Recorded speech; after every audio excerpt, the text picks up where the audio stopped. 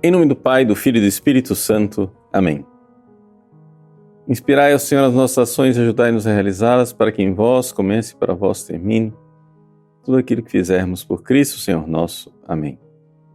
Santa Maria, Mãe de Deus, rogai por nós. Em nome do Pai, do Filho e do Espírito Santo. Amém.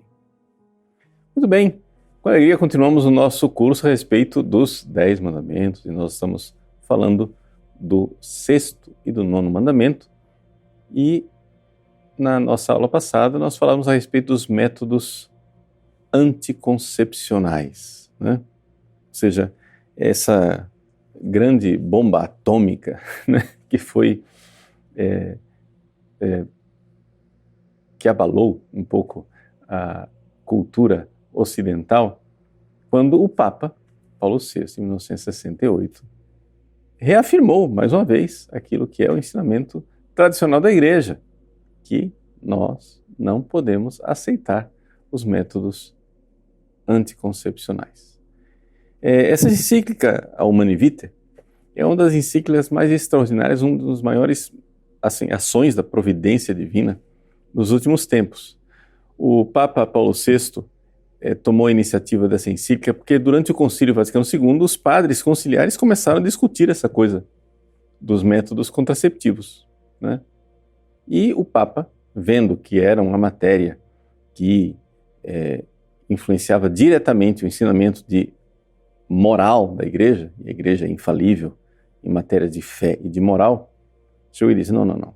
Ele tomou para si essa discussão. Por quê? Porque o Concílio Vaticano II não tinha por finalidade, né, discutir questões de fé e moral. Era um concílio pastoral. Então o Papa tomou para si e constituiu uma comissão de teólogos. Com essa comissão de teólogos, então, eles fizeram estudos e o resultado final dessa comissão, nós não sabemos exatamente qual foi. Mas existe uma fofoca, né?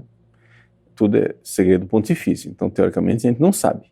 Mas existe uma fofoca que corre aí nos livros que contam a história da Humanae Vitae, que a comissão teria sido favorável, né, à liberação dos meios contraceptivos, né? Ou seja, da pílula anticoncepcional. Também porque na época não havia muita clareza de que a pílula anticoncepcional como nós vimos lá no 5º mandamento, ela é abortiva, ela não é somente contraceptiva, né? Mas mesmo como método contraceptivo, alguns teólogos queriam liberar a pílula. E o Papa Paulo VI, né, recebeu esse estudo da comissão, meditou, pensou, discutiu com pessoas muito competentes e então resolveu publicar essa encíclica na qual ele diz que é absolutamente imoral usarmos métodos contraceptivos contrários à natureza do ato conjugal. Então é importante assim a gente entender isso que o Papa colocou, ou seja, é necessário que haja a natureza do ato conjugal. E aquilo que entra como um impedimento, né, uma intervenção artificial criada pelo homem para impedir que o ato conjugal chegue à sua plenitude natural, isso tudo deve ser considerado como imoral, né? O Papa Paulo VI, ao fazer isso, né, fez aquilo que é o ensinamento da Igreja, e a gente vê hoje, passados tantos anos, o quanto ele foi profético, o quanto de fato ele estava colocando aquilo que é o ensinamento da Igreja, mas não somente isso. Hoje a gente vê as consequências terríveis dessa cultura contraceptiva. Aquilo que nós dizíamos na aula passada, né? A alegria de ter muitos filhos. Isso não está acontecendo mais. Você vê claramente na Europa, né? As grandes discussões políticas na Europa hoje, em Portugal, né? Os portugueses que estão me ouvindo, grande discussão, né, é a respeito das migrações, dos migrantes, dos imigrantes, gente que vem de fora. Mas não haveria discussão sobre imigrantes, desculpa dizer, se os portugueses tivessem filhos. Porque a razão de ter que abrir as portas para tanta gente que vem para prestar seus serviços e ocupar posições de trabalho, etc., etc., é exatamente o fato de que a pirâmide demográfica de Portugal está totalmente invertida, né? Ou seja, nascem poucos e envelhecem muitos. Então, essa realidade de uma civilização, me desculpa dizer, a civilização europeia está morrendo. Claramente, o Brasil não fica muito atrás porque está no mesmo caminho, está na mesma direção, e é a direção da autodestruição, né, em que não ter filhos realmente é uma coisa tremenda.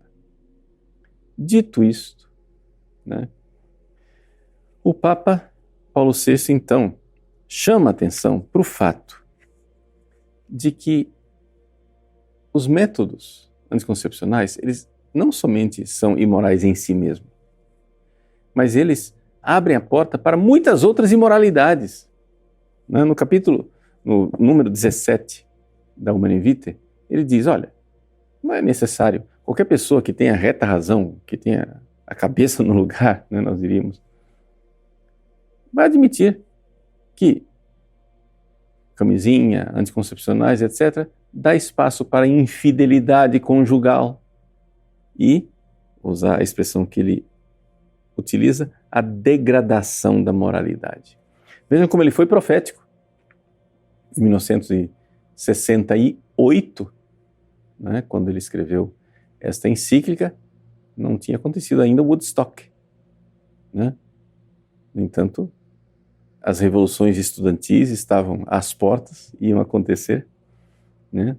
E não somente a liberação, a revolução sexual como um todo, que deram, né, todo um aspecto de degradação e de desconstrução da família, muito triste.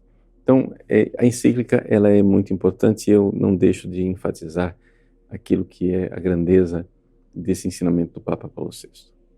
Bom, então, vamos falar daquilo que, digamos, precisa ser esclarecido com relação à encíclica.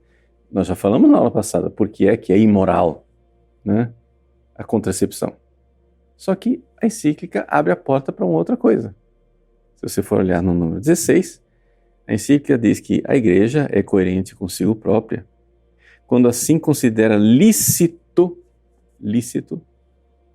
o recurso aos períodos infecundos, ao mesmo tempo que condena sempre como ilícito o uso dos meios diretamente contrários à fecundação.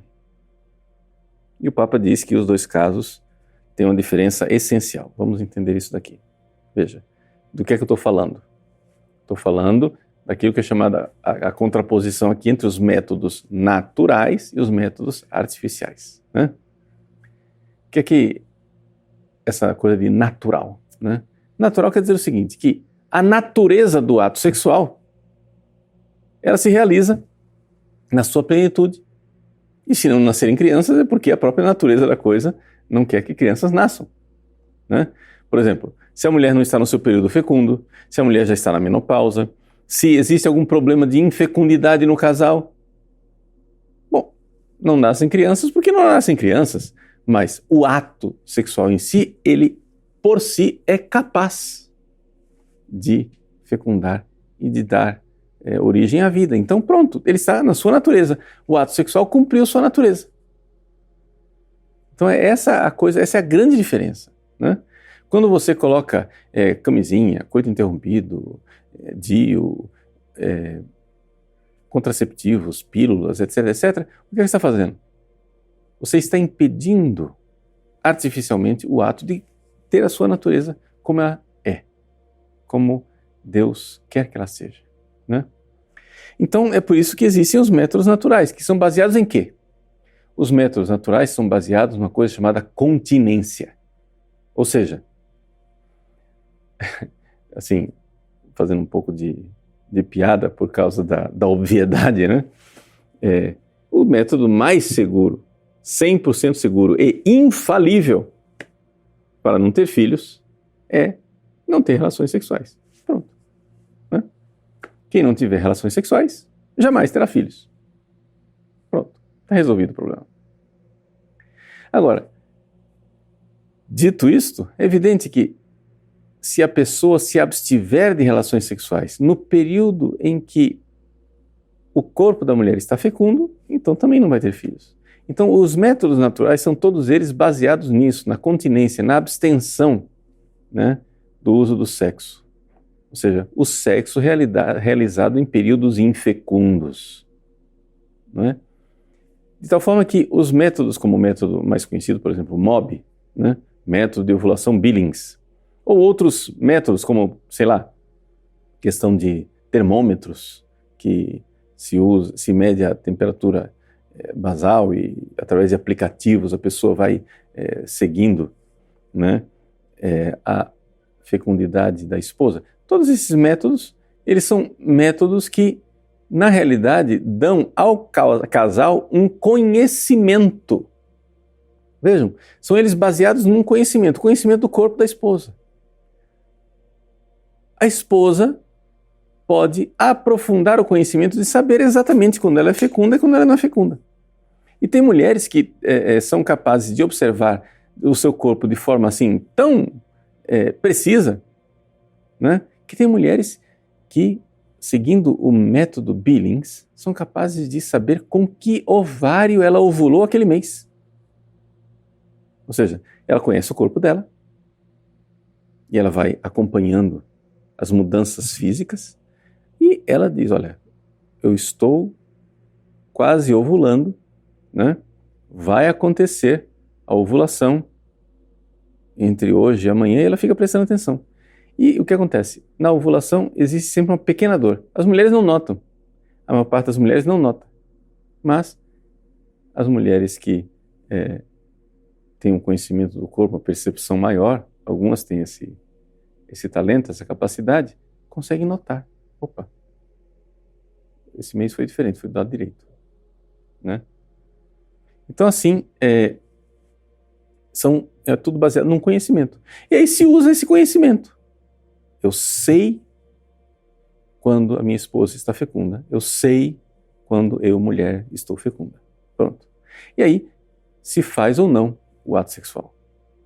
Né? Tendo dito isso, explicando como é que o que são esses métodos chamados naturais, aí vem a pergunta: quando é que eles podem ser usados? Toda a polêmica da internet, né, de que os métodos naturais são os anticoncepcionais católicos, etc e tal, que é imoral mesmo assim, onde já se viu, tem que ter filhos, tem que estar aberto à vida o tempo todo, etc, etc. Bom, quando é que se justifica moralmente o uso dos métodos naturais? Número 1. Quando, de fato, existe uma razão. Esse é o princípio geral. E essa razão, ela não precisa ser grave, mas existe uma razão prudencial para isto. Que razões prudenciais, sem querer esgotar aqui todas as possibilidades, que razões prudenciais levariam um casal a evitar a gravidez? Bom, tem várias. Primeiro, a sequência de uma gravidez atrás da outra. O corpo da mulher é feito para gerar. Mas também a coisa tem um relacionamento com a saúde física da esposa. Então, uma gravidez atrás da outra desgasta de tal forma o corpo da esposa que é bom, é oportuno, até mesmo para ter muitos filhos, um espaçamento. Não é? Eu conheço casais, por exemplo, que tiveram um filho atrás do outro, não tiveram a prudência de espaçar.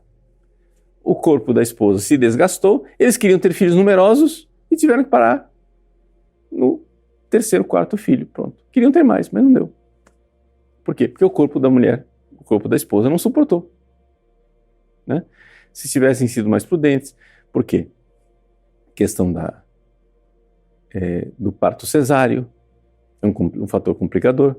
O parto cesáreo, né, para que a mulher tenha o seu útero íntegro outra vez e possa ter uma outra gravidez, é necessário um tempo de paciência para recuperar o corpo da mulher. Afinal das contas, né, a barriga da mulher não tem zíper, né? Não é assim, uma coisa, não é um objeto, é um organismo, né, que precisa se recuperar. Então, essas coisas são razão suficiente, né, para se espaçar e para usar o método.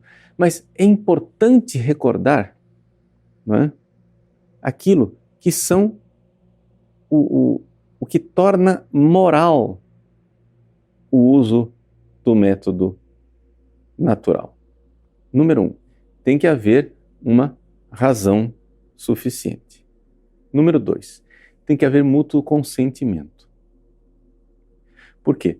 Porque o esposo e a esposa, como nós vimos a questão do débito conjugal, etc., né, eles têm que estar nessa harmonia tranquila.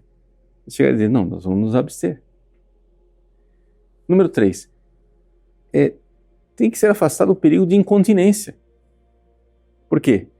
Porque, claro, a pessoa está sem o ato sexual naqueles períodos, mas está caindo constantemente em masturbação, em pornografia, ou até mesmo em tentações de adultério, etc, etc. Ou o próprio casal, né, termina sendo incontinente, realizando atos sexuais incompletos ou masturbações mútuas, coisas assim. Tudo isso mostra que, de alguma forma, o método não está sendo bem vivido, né?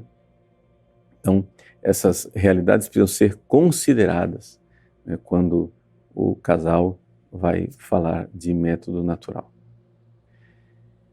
Que outras razões nós podemos alegar para que haja o uso do espaçamento ou se evite filhos, né?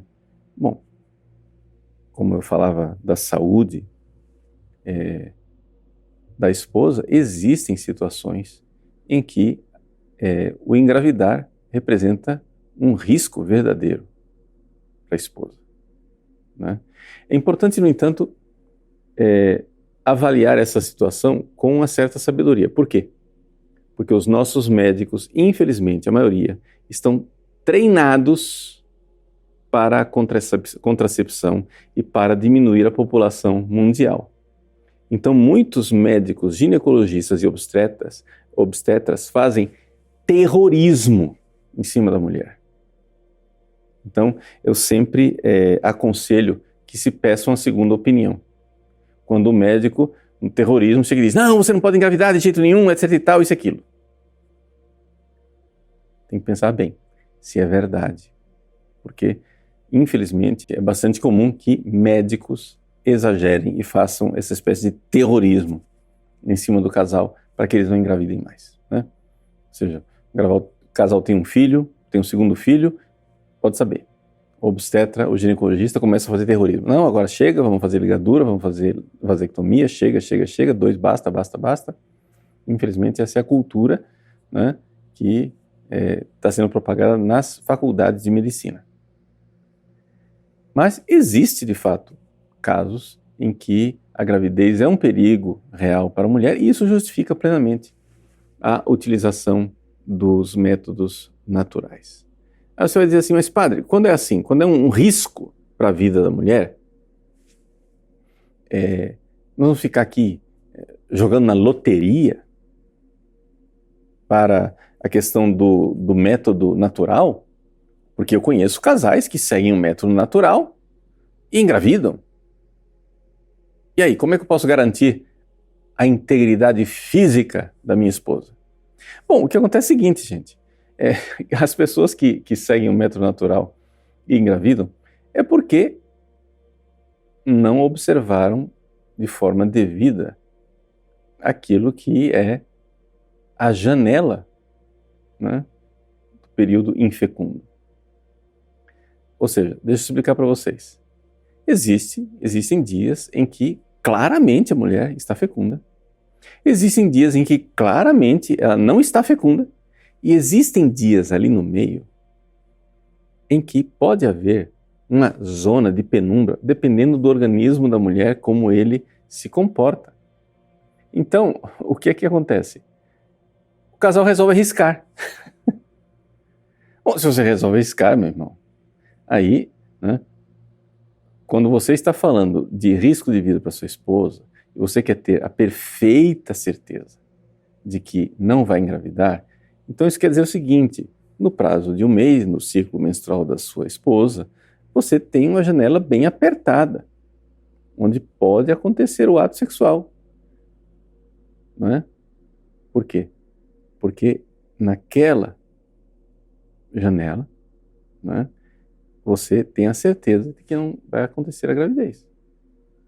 O problema é que é um método baseado na virtude, baseado na continência, ou seja, tem que ensinar para o esposo, para a esposa, uma coisa chamada castidade. Né? Senão ele não vai funcionar. E é por isso que muita gente não aceita esses métodos. Além desses graves riscos de saúde, existem outras coisas que justificam como riscos para a saúde física, mas não somente física, também psicológica e psiquiátrica, né? Para o bem-estar até mesmo espiritual da própria família. Por exemplo, eu acompanhei um caso, né, em que o marido tinha problemas psiquiátricos. A esposa também, não é que fosse muito bem da cabeça. Moravam dentro de um apartamento. O marido na cama, deprimido. A mulher em casa, com 4 crianças, pondo fogo no apartamento. E tendo que prover, né, a casa, porque o marido não levantava para trabalhar. Então ela tinha que se virar nos 30 para conseguir arranjar uma forma de sustento para a família. Ela também prejudicada, né, com a sua saúde, grávida de um 5º filho. Se você não tem uma razão, né, se isso não é razão suficiente para chegar e dizer, vamos parar com o número de filhos, né, o que é que vai ser razão? Está entendendo? Ou seja, porque você tem que considerar que não tem somente a vida, não é somente dar a vida. Você tem que também preocupar em dar a vida eterna para os outros que nasceram. Como você vai educar essas crianças? Agora vai chegar e entregar seus filhos na mão de babás ou na mão de uma creche, etc, etc, né? No momento mais delicado da educação deles. Tudo bem, você deu a vida biológica, mas eles estão perdendo a vida eterna porque você tem que ir lá trabalhar, porque não está dando a eles a educação. Então, certas coisas a gente tem que considerar, né, o fim último do homem, que é o céu. Então, tem situações em que realmente a prudência diz, vamos com calma. Vamos com calma. Então, nestas situações, as pessoas podem com serenidade discernir. Se precisar de um bom confessor, de um diretor espiritual, do aconselhamento de uma pessoa experiente, prudente, santa, né? Mas discernir e com serenidade viver os métodos naturais, na certeza de que não estão pecando, né? Não estão pecando. Desde que estejam abertos àquilo que é a vontade de Deus no próprio ato natural. Porque é importante o seguinte, apesar de você estar realizando o sexo num período em que você, na sua consciência, no seu conhecimento, você sabe que não haverá gravidez, você não pode também excluir aquilo que é o fim primário do ato. Ou seja, aquele ato, ele é apto em si para gerar a vida, né? Então, embora você esteja convencido, sei lá, vamos supor, a esposa já está na menopausa, né? Mas, sim, eu sei que ela não vai ficar grávida. Estou plenamente consciente disso. A não ser que Deus faça um milagre, como fez em Santa Isabel. Mas eu não excluo, né, aquilo que é a natureza do ato. A natureza do ato é própria, né? Ou seja, e essa exclusão não precisa ter uma intenção positiva. Não, basta que aquela intenção do ato em si. Eu estou realizando um ato apto para engravidar num período que eu sei que não vai engravidar. Então, não há uma exclusão, né? O que há é, na realidade, um conhecimento simples da natureza das coisas. Além desses fatores de saúde, pode-se usar esses métodos naturais também por razões financeiras, mas aí é necessário acrescentar, né, a palavra grave, né? Uma grave dificuldade financeira. Que o seu filho não possa ter um iPhone não é uma grave dificuldade financeira, né?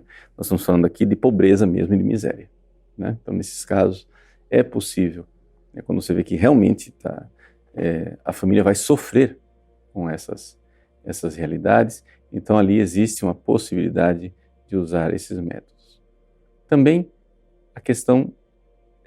as questões genéticas, onde o casal, por alguma razão, tem a propensão para que os filhos desenvolvam algumas doenças e problemas genéticos e outras complicações, né?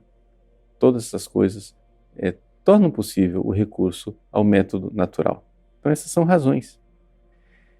A gente vê que muita discussão na internet a respeito dessa questão dos métodos naturais são discussões a respeito de princípios que não levam em conta o exercício da virtude da prudência. A virtude da prudência ela tem por finalidade pegar princípios e aplicá-los a vidas concretas, com todas as circunstâncias, complexidades e dificuldades. Não é uma coisa muito fácil de fazer. Então, pessoas ficam pontificando na internet e dando soluções universais, etc., de situações que não podem ser universais. Os princípios são universais, mas a vida das pessoas não são vidas universais, são vidas concretas com as suas circunstâncias. Então é necessário sempre, sempre, sempre, em tudo, exercer muito moderadamente e sensatamente a virtude da prudência. Tá bom? Que Deus abençoe vocês. Em nome do Pai, do Filho e do Espírito Santo. Amém.